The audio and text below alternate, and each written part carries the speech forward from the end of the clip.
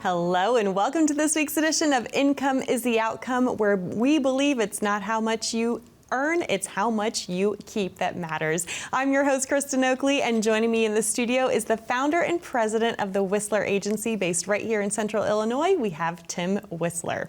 We've got a great show for you today. The title of today's show is Don't Try This at Home. And boy, do we've got a juicy show for our viewers this weekend, don't we, Tim? We sure do, Kristen. It's always good to be here. Oh, great to be here with you as well. Well, to set up the context for today's show, I'm going to share a quick story with our viewers, which I know I've shared with you. But I was recently talking with some friends of mine about being on the show, and people always ask me what it's like, and so we were just, chatting about it, and I was telling them how much I enjoy getting to work with you and getting to serve folks throughout this area. And of course, that naturally brought up some financial questions that they had. So I, in turn, started asking them some questions. And the wife is 66, the husband is 71, and they had already been working with another financial advisor at a corporate firm that everyone would know the name of. And one of the things I said to them is, it's probably time for you to really start thinking through your RMDs. And they both looked at me and said, "What are those? We've never heard this term. Our financial advisor has never had this conversation with us." And I explained what they were, and they were blown away. And we find that to be true. A lot of people have never heard or understood what RMDs are. Now, jokingly, I've heard them referred to as standing for really mean and dastardly or retirement mass destruction. That's not what they stand for. So Tim, why don't you explain for our viewers what RMDs are and what they need to know about them? Absolutely. And those are great phrases too. I love that. So RMDs stand for Required Minimum Distributions. So think in terms of all those years that you've deferred the taxes in traditional 401ks, traditional IRAs. That silent partner known as the IRS has been lurking this entire time. Mm-hmm. Now all of a sudden you get to that age and that partner's not so silent as much anymore. So when we hit a certain age in time, we have to start taking out what they call required minimum distributions. Whether we want to or not, right? That's why they're required. Required. They're not optional. Yep. Now, why are they so critical? What can be so problematic about them? Well, it's not only for the fact that we have to take the taxes from those accounts that are qualified for the distribution, but if we mess up the amount or the timing, you'll still not only owe the taxes on those dollars, you're also going to have to pay a penalty to the IRS for missing the deadline or not submitting enough. Mm-hmm. So, to your story about your friends, we do hear that unfortunately too often. So that's our position. Mm-hmm. We take that position to say, look, as we're doing that overall complimentary written financial plan, we're looking at the RMD tables for you. If you're not already there, well in advance, because we don't want to mess any of that up. Right. Because it's critical that we meet those distributions and we meet the dates for those distributions. Yes, because to your point, it's not just having to pay the taxes on that money you have to take out, but if you get it wrong, it used to be the penalty was 50%, an additional 50% penalty, 50. The IRS kindly lowered it to only 25% not that long ago, but still, we don't want you to pay any penalty, right? They're so generous, aren't they? Give me a break. Yeah, we don't want to miss it. So. But the other thing that's important to know is that from a tax planning perspective, this is really going to jack up your taxable income when you hit required minimum distribution age, right? That's exactly right. I mean, it's one of those things where, every household's a little bit different. As we've talked so many times on the show, the principle remains the same, but one household may address this time of life differently than another household. Right. So in other words, one household may already be taking distributions consistently from those tax-deferred accounts because they need income to supplement Social Security or pensions to provide the income they need for retirement. But for other households, maybe Social Security and that pension is enough. Mm-hmm. So now they're like, okay, we're getting older, just like your friends. We're getting closer and closer to that time frame. Calculating the RMD is really, really important. We don't want to mess that up. So it's part of our overall plan every time we sit down with a client and provide that written financial plan for them. Yes, well, those RMD rules are incredibly horrific. They're really complex. It's almost like the IRS wrote them to be confusing on purpose, to try to trip people up, to try to get them to fall into that additional penalty. So we're going to break it down for you today. That's why we're calling this Don't Try This at Home. Don't try it on your own. But Tim, let's start with the basics. What is the RMD calculation based on? So, we've heard of the phrase mortality tables. For those of you who are not familiar with the industry, they're basically saying when you attain a certain age of life, chances are you're going to live X number of years after that. So the IRS uses what they call life expectancy tables.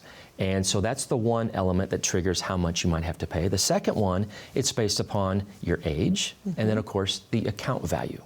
So that's kind of how they establish the RMDs for your own IRAs. Now, the other half of the story that we'll get to in a little bit is for inherited IRAs. And we'll talk about that a little bit later on in the show, because that can be calculated a little bit differently compared to your own IRA accounts and the RMDs that you need to fulfill at that time of life. And it can depend on who that beneficiary is. If they're a spouse, if they're a child, right? Then the rules can change as well. Yes, just like you said before, it's incredibly complex. You know, that's why when I've got resources here in front of me during the show, as well as my office, we're constantly referring to these things, because even though we're specifically trained for this time of life, we still refer back to the resources. We still go through that training at least twice a year to make sure that we're still on top of all the legislative rules, because like Kristen said, it was just not a few years ago, that penalty was 50%.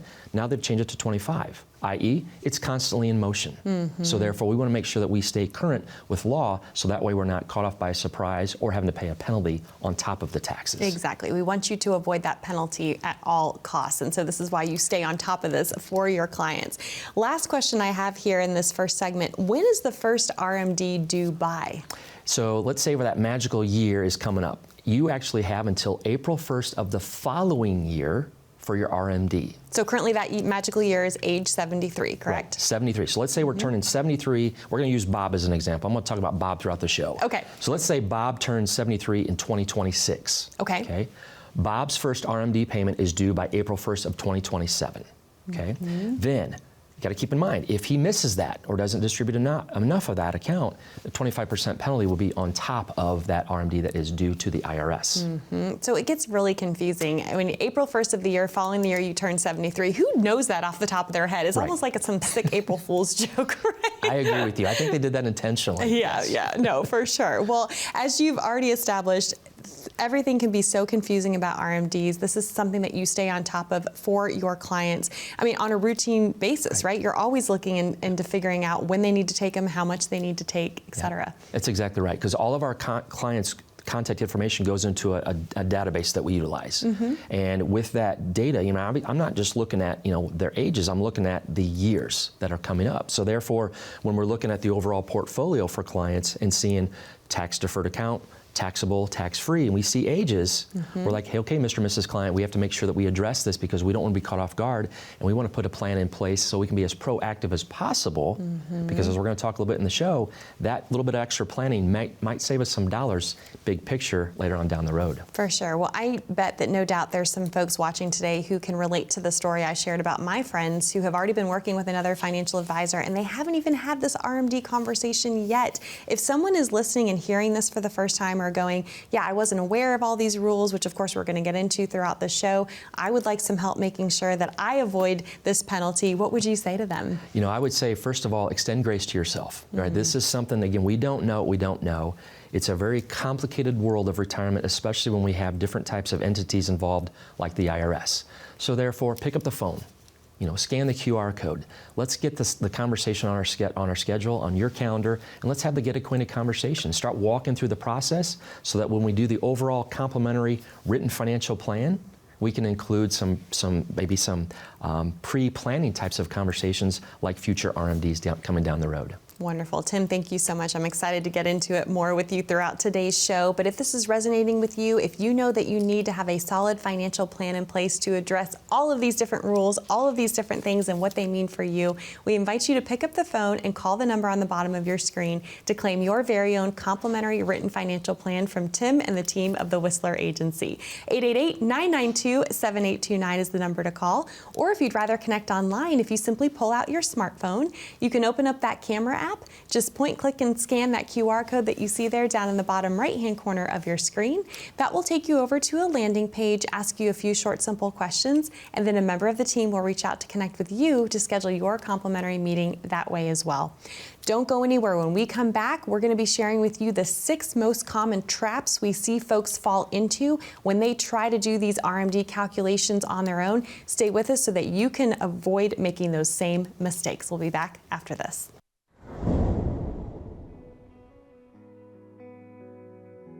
So we're based out of Peoria, Illinois. I literally just opened this office literally about a month ago, because the last 6 years I've been working out of my home office. And that was for just family reasons. My wife and I have 2 sons, and they're now starting to get to that age where they're about ready to fly the coop. So it's just good to be with them for these last few years. We are on the main level of a 3-story professional office building. So as soon as they enter through the large double doors, they immediately turn to their left, and there's the entrance to the Whistler agency. So we're very easily accessible for people, right off the street. You park in the parking lot, walk the sidewalk, you come in the door, and you're right there. And when they come in, there'll be a couple little seats there in the small little entryway, if you will. Most people aren't really waiting to get to me. I'm not like a doctor's office or anything like that. But then we've got a little receptionist area, and then I walk them through our conference room. The conference room table is actually a dining room table for my grandmother. I just bring a little bit of the element of family in my practice, and just kind of have our conversation right there.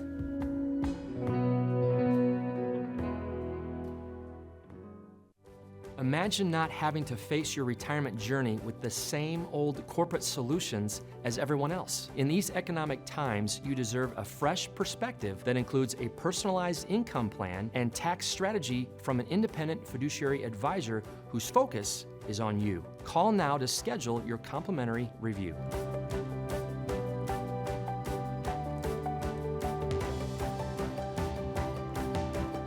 Welcome back to Income is the Outcome, where today Tim and I are telling you all about RMDs, what you need to know about them. We're calling this show Don't Try This at Home. As we've already established, those required minimum distribution calculations can be very confusing. The rules are horrifically complex, and if you get any of it wrong, you could be hit with an additional 25% penalty on top of the taxes that you owe on that money, and we don't want you to have to pay that penalty. So what do you say we go through the 6 most common traps we see people fall into, shall we? Yes, indeed. I think we need to. All right. So first up on the list, trap number 1 is deferring your first RMD to April 1st of the year following the year you turn 73. Now, even though the law states that you can do that, why is that often a trap? So let's bring our buddy Bob back into the equation, back in the conversation. So let's say again, Bob turns 73 in 2026. According to the law, he has until April 1st of 2027 to take that first RMD. Right. What's going to happen to Bob in 2027? He's going to put another candle on the birthday cake. He's going to turn 74. So just because he can defer that first RMD till his next year when he turns 74 doesn't mean he should, because in 2027, when he turns 74, guess what he has to do again? He has to take another RMD. So now all of a sudden, he has 2 required minimum distributions coming out of his accounts in the same year.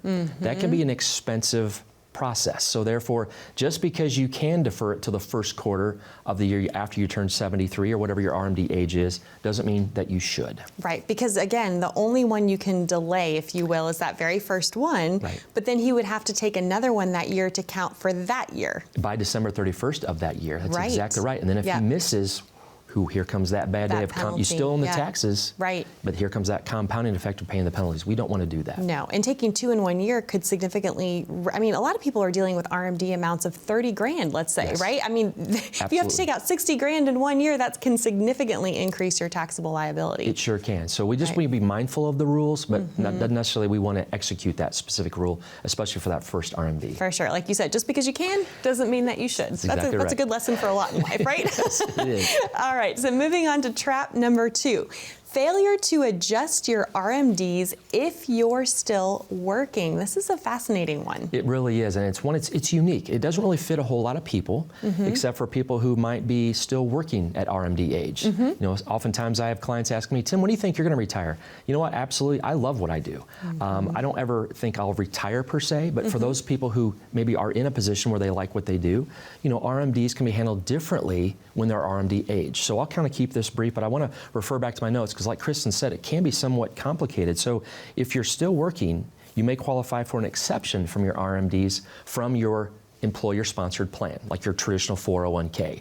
So we won't go too deep today, but just so you know, it's one of the tax traps that some people can find themselves in if they're RMD age eligible and they're still working. Right, but maybe they're still working and it doesn't apply to that account, but they have an old IRA floating around or an old 401k. They need to make sure that they take the right RMD from that account, right? That's exactly right. So there's a few more moving parts to that equation. Therefore, that's why we want to sit down and go through that, making sure we don't miss anything when it comes to the IRS and the RMDs. Yes, for sure. All right, so moving on to trap number 3, and this is a huge one a lot of folks fall into.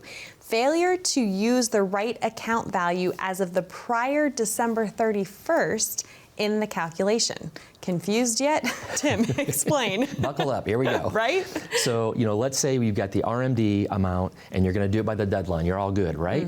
Well, you have to make sure that we use the right value. So how this is calculated, now don't let this blow your mind, okay, because this is something that we are here to help you with. The RMD amount is determined at December 31st of the year prior to your RMD. Okay, so let's go back to Bob.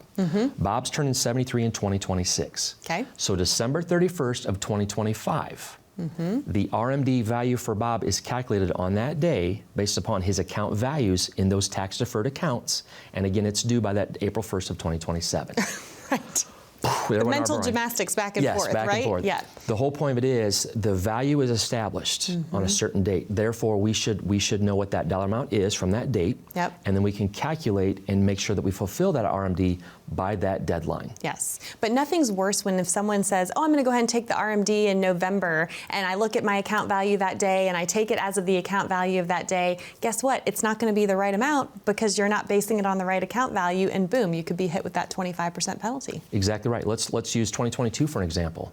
December 31st of 2021, that account value was here. Yes. What happened in the market in 2022? It slipped a little bit. Yep. If they calculate that RMD off that lower value and they send the RMD in, even though it's on time, it's the wrong value. It's right. It's the wrong number because it was based on December 31st of the prior year, not in November when they took the RMD out. Right. So it's critical that we understand what that date represents because that's the date that determines the value and the amount you need to take out for your RMD. Yes.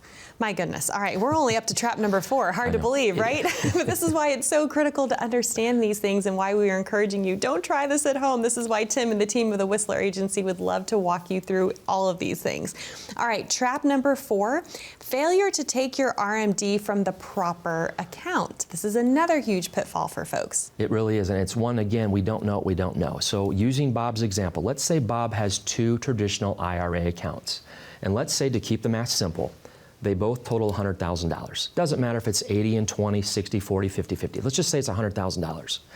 Because those traditional IRA accounts fall into that same category being tax deferred, the IRS allows Bob to choose how he wants to take the RMD. In other words, does he want to take that percentage from each one, or does he want to kind of split them? In other words, we can do some planning as far as which IRA we use for the RMD. The IRS doesn't really care. They just want to make sure that you fulfill the RMD with the right dollar amount based upon, again, the date back in December 31st of the year prior. Here's the tax trap. Let's say that Bob also has, besides the 2 traditional IRAs, let's say he also has a 401k. Bob's thinking, okay, IRA 1, IRA 2, 401k, I'll submit the dollars, write the check from the total amount. You can't do that. There are certain accounts that we may have, tax-deferred accounts, where you cannot commingle the RMD unless they qualify for that group. So do not fall into that trap. Make sure that you understand that the IRS looks at those account values differently, therefore preventing you sometimes from actually being able to commingle that RMD. So be very, very careful of when you look at those tax-deferred accounts, how do they fit into the rules of the RMD set by the IRS? And you and I were talking too, that's true for 403B accounts as well, right? That's exactly right. Yeah. 403Bs, you can have a couple different 403Bs, but you can fulfill that RMD from using those 403 account values together. You cannot do that with most other accounts. Yeah. So again, it's so complex. There's so many moving parts. Just don't try this at home for your own sake, your own sanity. Yeah. I mean, just talking about it sometimes wears you out a little bit. I know it does, but we're going. I know we got to get through a couple more here. Let's cover trap number 5 before we take a break, and that one is failure to calculate your life expectancy annually.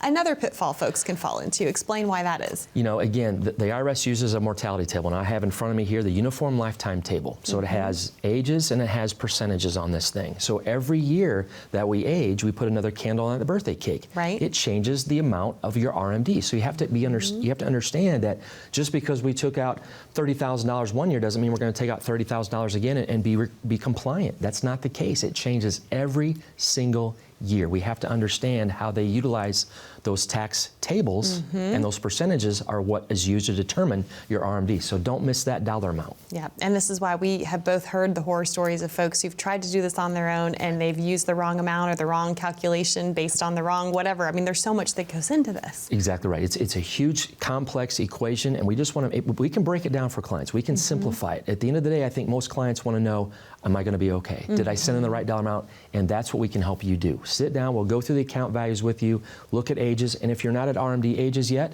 let's have the proactive conversation. Let's start planning for that time frame, because if we plan ahead a little bit, we can actually lower what that future tax liability might look like over through the number of years, the big picture, if you will. I'm so glad that people have you in their corner to help stay on top of all this. And here's the point. If you're already working with another financial advisor and they are not having these kinds of conversations with you, it might be time to get that second opinion. And Tim and the team of the Whistler Agency would love to walk you through this RMD conversation to make sure that you're on track so that you don't get hit with this inadvertent 25% penalty. You don't fall into any of these traps. So it starts by picking up the phone and calling the number you see on the bottom of your screen to claim your very own complimentary written financial plan. 888-992-7829, or again, you're welcome to scan that QR code and that will get you connected as well. Don't go anywhere. When we come back, we're going to share the sixth and final trap that we see folks fall into and share how you can avoid falling into it yourself. Stay with us.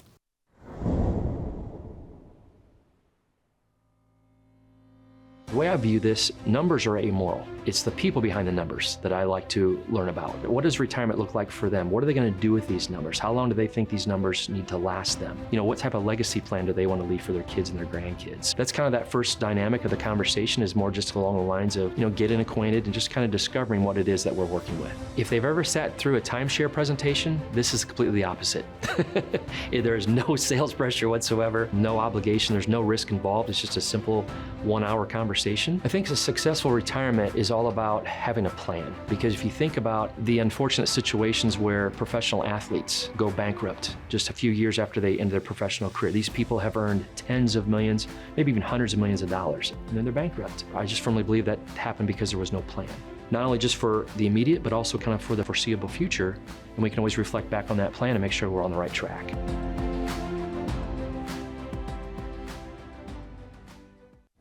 As individuals, we strive for better, from a better house, to a better career, to a better life for our kids. But when it comes time to your retirement, what does better mean to you? More income, a flexible lifestyle, better solutions. A better retirement begins with a plan. To get your complimentary written financial plan, call the number you see here. You only retire once. This is your opportunity to plan for better. Welcome back to Income is the Outcome, where today Tim and I are talking all about RMDs, those required minimum distributions, what you need to know about them. And most importantly, we're helping you see, don't try this on your own, don't try this at home. There are so many traps, so many pitfalls that folks can fall into and end up paying even more to the IRS than you are legally required to pay. There's that additional 25% penalty if you get it wrong. So we've been through the 5 most common traps. Are you ready for number 6? Let's go. All right, so this is a big one. Number 6 is failure to handle RMDs from inherited IRAs properly. So much can go wrong if you don't handle these correctly, right? That's absolutely right. When I'm sitting at the advisor meetings with Ed Slott's team, being a part of that elite IRA advisor group, and we're sitting there for a day and a half going through a 300-page spiral-bound manual of nothing but IRA conversations, this is one that we focus in on in such great detail. Because when we're going to talk about transitioning wealth from one generation to the next, spouse to spouse or even non-spouse beneficiaries, there's an entire document we have just specifically for those inherited IRAs, because we don't want to get them wrong, because it's calculated a little bit differently than if it's your own IRA accounts. So therefore, we want to make sure that we don't mess up that legacy, those legacy dollars that maybe mom or dad or an aunt and uncle have left for you, because if they're tax deferred, right, the IRS doesn't go away just because the IRA owner passed away. Right. They'll still leach themselves right onto that account, and you still have to fulfill certain requirements like RMDs, and also too, that entire traditional IRA account has to be completely exhausted after the 10th year in which you inherit those dollars. That's a whole tax planning conversation in and of itself. Yes. Because if we don't handle that the right way, number one, we have to fulfill the RMDs, but number two, that entire account value has to be zeroed out after 10 years. We don't want to wait till the ninth month and sixth, ninth year and 6th month. Sure, right, yeah. And take the rest of it. I mean, that's a huge tax bill. A huge tax bill. We want to plan along the way before we get there. Yes, well, that wraps up the 6 most common traps we see folks fall into when they try to do these RMD calculations on their own. That's why we're calling this Don't Try This at Home. But I think it's also important to point out, Tim, that the sooner you can get in front of the RMDs, the easier it's going to be. And I know that some folks watching are blessed to be in a position where maybe you don't need to live off of those required minimum distributions. Maybe you don't need that money. But guess what? You still have to take RMDs, otherwise you'll be hit with that penalty. But you work with a lot of folks to help them still take their RMD requirement, but not incur the tax form. Explain this strategy. That's exactly right. We look at assets through 2 different lenses when it comes to taxes. Mandatory taxes and optional taxes. Mandatory, unfortunately, I don't have a magic wand. I can't do anything for you on that one. They're mandatory, we're going to pay them, but we're going to pay them in a strategic manner. But like to Kristen's point, if we have to take an RMD, but maybe we don't need the RMD dollar for income, what can we do with that? What are some options? Well, for example, we can talk about, do we need these dollars to live on? Or do we want to leave on these dollars? In other words, use them for a legacy, right? So sometimes we get in conversations with clients. What about my kids? What about my grandkids? Okay, let's talk through that. Fulfilling an RMD also can be handled by what the government calls a QCD, a Qualified Charitable Distribution. So for right now, in present day, I'm working with Bill and Carol. One of their children is a missionary in Africa, and it was time for Carol's RMD. And with conversation with Bill and Carol, they said, "Hey, can we use Carol's RMD to send those dollars to the mission field to support our daughter?" I said, "Absolutely, we can." Because it's a qualified charity, right? 501c3. That's exactly right. It's qualified. So it was eligible for that. So in other words, that lowered their tax liability because they didn't actually take those dollars out. Right. They were able to pass them on to that mission field, and then also to it fulfilled the RMD. So there's some different options available for us if we don't need those dollars for income. Right, and that's such a beautiful thing because when you do that, the charity gets the full amount. You have satisfied your RMD requirement, yet it's not coming to you. It's not, you have to do it directly from that account to the charity, but then you're not incurring that additional tax liability. Correct. It does not pass through their checking account, therefore there's not a tax liability associated with that QCD. It's a fantastic option if that's something you're interested in doing, and just basically passing those dollars forward to a non-for-profit entity. Well, any last-minute words of wisdom on this important subject of don't try this at home when it comes to your RMDs? Let's start having that conversation sooner than later. Scan that QR code, give us a call, let's have the conversation and do some proactive planning for that RMD time. Wonderful. Tim, thank you so much for sharing your wealth of wisdom with us today, and thank you for joining us. We hope you found this to be helpful. Maybe it's given you some things to think about you haven't thought before. We know this might be new to you. It's not new to Tim and the team of the Whistler Agency, and they are here to guide and serve you. 888-992-7829 is that number to call. Be safe, be happy, be blessed, and we look forward to being back with you next time here on Income is the Outcome.